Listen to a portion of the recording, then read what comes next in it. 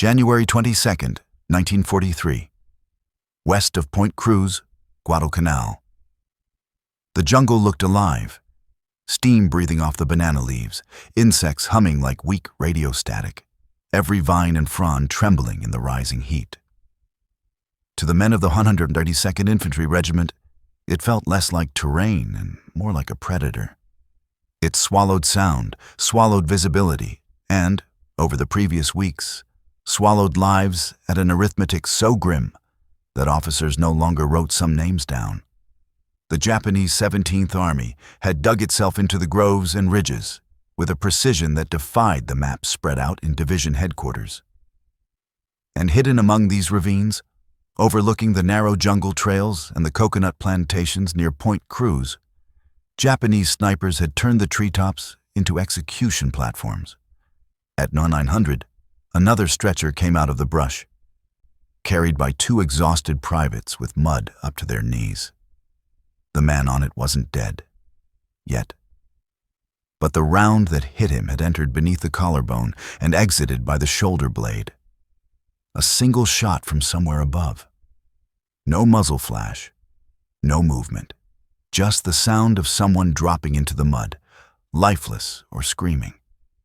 If the Marines' early battles on the island had been decided by artillery and bayonet work, the late struggle on Guadalcanal was increasingly shaped by lone riflemen perched in impossible angles. Each day the casualty reports reflected the same equation. One enemy sniper might cost the battalion 2, 3, even 5 wounded or killed before anyone even located the shooter. By January, the Americans were losing the sniper war badly. The grove around Point Cruz was the worst of it. A tangle of overgrown rubber trees, ridge depressions, and collapsed plantations where sunlight barely reached the earth. Japanese marksmen, trained with a discipline dating back to the Sino-Japanese War, had pre-sighted kill zones, prepared escape paths, and rotated positions with uncanny timing. They didn't fire more than once from the same perch. They didn't stay in the same tree longer than 10 minutes. And they never, ever revealed themselves. To the soldiers moving westward, it felt like invisible ghosts plucking them away one by one. And the rifles meant to counter them, the standard M1903 Springfield and the semi-automatic M1 Garand, were dependable, rugged, and battle-proven, but not designed for the kind of slow, deliberate precision this killing ground demanded. The Springfield had a good barrel, yes, but most frontline rifles weren't bedded for sniper accuracy. The Garand, though superior in firepower, was never meant to be a hair-splitting precision tool. Many officers still saw sniping as a luxury from another era, something for the Western Front of 1918, not for a jungle where everyone needed rapid fire. But the mathematics were undeniable. In the previous week alone, Japanese snipers had pinned entire platoons in place, delayed advances by hours, and inflicted nearly a dozen casualties from trees that never seemed to hold a man. Patrols sent out to hunt them rarely returned with anything but more wounded. A private from Company G summed it up in a whisper the night before. "We're losing the war one bullet at a time." By dawn, morale thinned to a wire. The battalion commander knew the advance toward Cochabamba would stall if his men kept dropping like this. Major James Prentice slammed his fist into a wet map table the previous night, saying exactly what the officers feared. "We are being outshot, outthought, outseen." The whisper moving through the campfire ring that morning was even worse. Some argued the Japanese must be using optics the Americans didn't have. Others suggested they were ghosts, or that they were being guided by spotters hidden somewhere overhead. But the truth was simpler. Japanese riflemen, especially those trained in the 55th and 2nd Divisions, were masters of camouflage, masters of patience, and deadly with the Arisaka Type 99, whose 7.7mm cartridge hit harder than most men realized. Into this worsening equation stepped a quiet, lean, bespectacled junior officer from Kentucky, Second Lieutenant John B. George, an intelligence and reconnaissance officer known more for his notebooks and sketches than for anything involving heroics. That morning, he crouched in the ruins of a Japanese bunker, listening to the crack of a sniper's rifle echo somewhere in the canopy. Another American had gone down, another shot with no reply. George's commander had only said, "If we can't find them, we can't move. And if we can't move, we lose the ridge." Guadalcanal had reached the point where doctrine no longer mattered. The Americans needed a solution they didn't have, a tool they hadn't been issued, and perhaps a soldier who wasn't supposed to be the one to deliver it. And with another sniper's bullet snapping somewhere above the ravine, the battalion's reality became clear. Someone had to step into the trees and fight the Japanese at their own game. When Second Lieutenant John B. George stepped back into the battalion perimeter, he carried something that made several officers glance twice. Slung over his shoulder was not a Springfield, not a Garand, not a Marine-issue sniper rifle with unertl glass. Instead, it was a sleek, civilian-pattern Winchester Model 70, chambered in .30-06. A hunting rifle, a sporting gun. Something a man used to stalk deer in the forests of Kentucky, not Japanese soldiers in the archipelago of the South Pacific. Most officers had mocked the idea months earlier when George first brought it ashore. Mail-order rifle, one captain called it, shaking his head as if embarrassed on George's behalf. In peacetime, it had cost about $60. To many in the regiment, it looked absurd among military-issue weapons. A colonel had even joked, "What's next, Lieutenant? You going to order yourself a fishing rod and catch submarines?" But George wasn't a hunter playing soldier. He was a marksman, a student of ballistics, a deliberate observer of human behavior under fire. Before the war, he'd written essays on rifle design and competition shooting. He knew what bedding and barrel harmonics could do.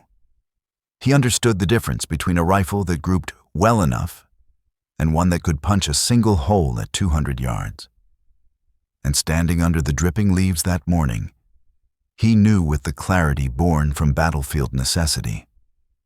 If the Americans didn't start answering Japanese snipers with superior accuracy, they would bleed out before nightfall. His Model 70 was fitted with a Lyman 48 receiver sight. No scope, nothing that would betray reflection to the enemy. The action was smooth, the trigger crisp. The barrel floated enough to give tight groups even in the thick humidity. It wasn't built for show, it was built for precision, and George knew every inch of it like a craftsman knows his tools. Doctrine, however, was not on his side. U.S. Army training manuals still emphasized volume of fire, maneuver, and machine gun dominance. Sniping was taught, but not elevated to strategic significance. The idea that a single rifleman could change the flow of a battalion's movement was considered almost romantic. The Japanese, meanwhile, had perfected it, integrating marksmen into every phase of their defensive plans in the Pacific. The night before, George had spent hours studying the terrain, mapping angles where a sniper could command a choke point. While other officers marked platoon boundaries, he marked likely firing lanes. Where others pointed out bunkers, he circled camouflaged perches with tiny X's. His insight was simple, but overlooked. The Japanese relied on predictability. They created hunting corridors. If he could identify those corridors, he could stalk the stalkers. But his peers weren't persuaded. "Lieutenant," a captain muttered, "you're talking about going alone into their shooting gallery. That's suicide." George had replied quietly, It's already suicide if we don't stop them. By early afternoon, word reached the ridge that George intended to go forward, not as a scout, not as a forward observer, but as a hunter. With him, he took only a map, a compass, his Model 70, and the calm certainty that the jungle could be made to speak if he listened long enough. Behind him, a sergeant whispered, "Hell, maybe that mail-order rifle's what we need." George moved into the brush with smooth, deliberate steps, letting the jungle swallow him whole. He walked the way the Japanese walked. Ankle-roll steps, weight low, eyes scanning not for movement, but for spaces where no movement should exist. At 14:30, he reached a stand of trees overlooking a ravine. Somewhere across it, a Japanese sniper had fired 3 shots that morning. George knelt, exhaled slowly, and waited. His moment of insight wasn't lightning, it was observation. He noticed a single leaf that moved against the wind, a hesitation in the shadows behind a forked trunk, and then, just barely, the sculpted line of a barrel wrapped in vines. He raised the Model 70. The trigger broke like glass. A figure slumped silently from the branches. There was no cheer, no dramatic shout, just the quiet confirmation that the jungle equation had shifted.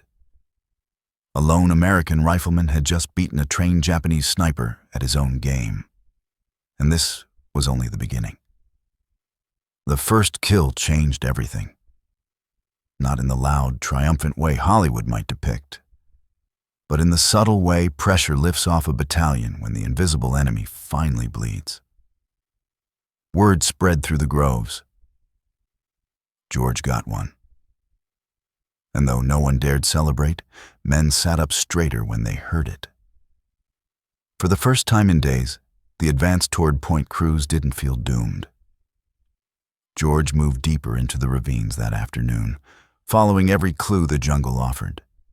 Japanese snipers rarely traveled alone. They moved in pairs or trios, rotating positions to avoid detection. A fallen body in the canopy meant partners would be nearby. George stalked them with a patience that matched theirs, often staying completely still for minutes at a time while insects crawled across his bootlaces and mosquitoes probed the sweat on his neck.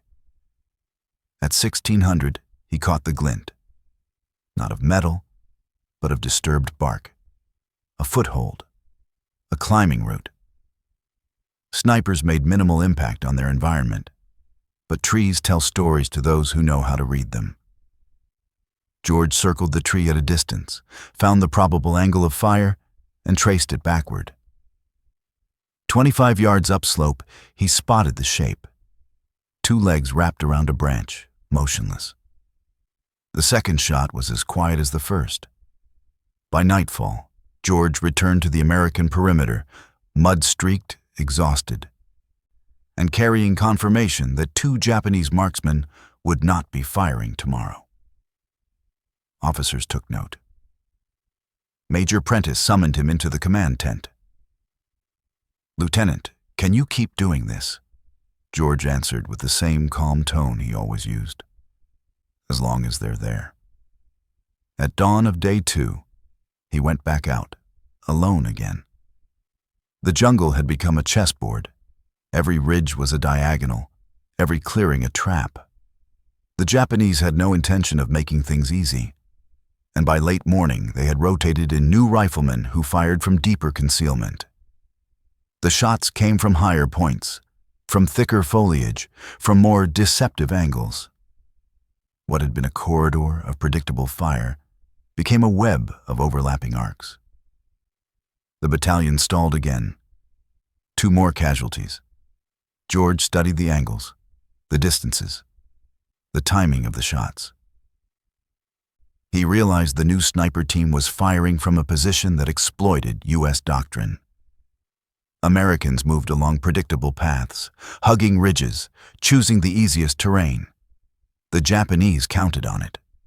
At 11:30, George deliberately did the opposite. He crawled through ground so tangled it seemed unpassable. following the twisted roots of a strangler fig. He advanced belly down, inch by inch, mud soaking through his uniform. He moved toward the firing line, not from below, but from the side, an approach Japanese doctrine rarely accounted for. At a forked pandanus tree, he paused. The next shot cracked overhead, but this time he saw it, a puff of leaf dust just a few feet from the muzzle. He dialed his elevation by a hair. The Model 70 spoke. A body fell, then another. George had anticipated the partner, who tried to reposition and expose the slightest motion of a knee. 4 Japanese snipers in 2 days. Day 3 was the hardest. The Japanese knew someone was hunting them. They changed positions constantly.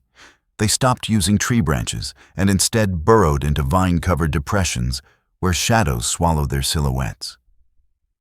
They fired fewer shots, sometimes just 1 per hour, making it harder to triangulate. But George had now adapted to their adaptations. At 7:40, he found one by listening, not to the rifle shot, but to the retreat afterward. Japanese marksmen often slid along a branch or shifted their footing after firing. That faint crack of wood was enough. By noon, he had 6 kills. By dusk, 2 more. Day 4 brought the most dangerous moment. George had climbed halfway up a narrow ravine wall when a round snapped inches from his face. The Japanese had finally baited him, firing 1 shot from an obvious location, while the real sniper lay hidden at a right-angle vantage point. It should have been a perfect ambush. But George sensed it. He froze behind a tangle of roots, analyzed the shot's origin, the trajectory, the timing. The Japanese shooter fired once more, believing he wasn't detected. The second muzzle shift gave him away. George's countershot echoed through the canopy. The silence that followed was the first true silence the battalion had heard in days. 11 Japanese snipers in 4 days. A lone American officer with a mail-order rifle had ended the stalemate. And now the U.S. Army understood exactly what that meant. Once the sniper threat collapsed, the battalion began to move. Cautiously at first, then with a confidence that had been missing for weeks. For the men of the 132nd Infantry Regiment, the difference was night and day. Patrols no longer froze every time a branch shifted overhead. Machine gun crews advanced without fear of losing their gunners in the first few steps. Platoon leaders could finally maneuver, not just react. Major Prentice understood immediately. What George had done couldn't be a one-man trick. It had to become a system. On January 28th, he called George into the command tent. Maps covered the table, marked firing corridors, sniper nests, past casualty points. "Lieutenant," the major said, "you're going to build us a sniper section." And so, under dim lantern light, in a patch of jungle where riflemen still slept with one eye open, George selected a small group of men, steady hands, calm temperaments, hunters by upbringing or marksmen by habit. They weren't chosen for rank or fitness. They were chosen for patience, for judgment, for the ability to disappear into the brush without letting the jungle swallow their nerves. Within days, George trained them in the fundamentals he had already applied alone. Sound mapping, shadow reading, terrain profiling, shot discipline, and fire lane prediction. Most crucially, he trained them to think, not like Americans, but like their enemy. George drilled into them that Japanese snipers relied on psychology as much as marksmanship. They fired to shape behavior, to choke movement, to control terrain through fear. Once the section was ready, they fanned out across the ridgelines near Point Cruz, taking up positions ahead of the infantry and identifying Japanese snipers before the enemy even had a chance to fire. The results were immediate and dramatic. In the following weeks, Georgia's sniper section recorded dozens of confirmed Japanese casualties, all without losing a single man. The effect on the battlefield was larger than any commander initially guessed. Japanese riflemen, once a dominating force, now hesitated to fire, fearing instant counter-detection. Their positions, once secure in the treetops, were now dangerous.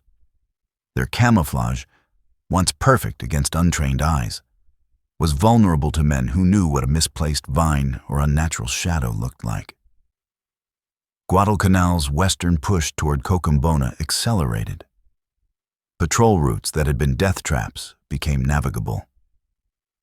At one point, a platoon commander remarked, "It's like someone lifted a curse off this jungle." Enemy reactions confirmed the shift. Captured Japanese documents recovered weeks later indicated growing alarm. American sharpshooters, high skill, very dangerous. Cannot expose head even for a brief moment. Another report labeled the U.S. snipers unusual and accurate, fire from new directions. The Japanese began moving snipers farther back, limiting forward observation. That alone helped the Americans regain control of the tempo.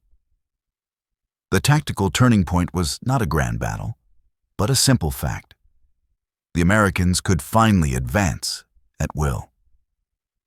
And as they pushed west along the beach road and through the groves, they encountered fewer sniper perches, fewer ambushes, fewer delays. The mathematics of war had reversed. The battalion that once lost men daily to unseen rifles now sustained virtually no sniper casualties. The section George created proved so effective that neighboring units began sending their own men to him for advice, quietly recognizing that the Army's doctrine had been too slow to adapt to jungle warfare. By mid-February, the entire Point Cruz sector, once a maze of lethal canopy fire, was firmly under American control. When the 25th Infantry Division joined the final push, they found the terrain far less hostile than reports had predicted. Much of that was thanks to the quiet, unseen work Georgia's section had done. The shift resonated beyond the island. Reports moved up the chain of command to division, then to corps intelligence officers. Sniping, once a sideline topic, was suddenly being discussed in terms of necessity, not novelty.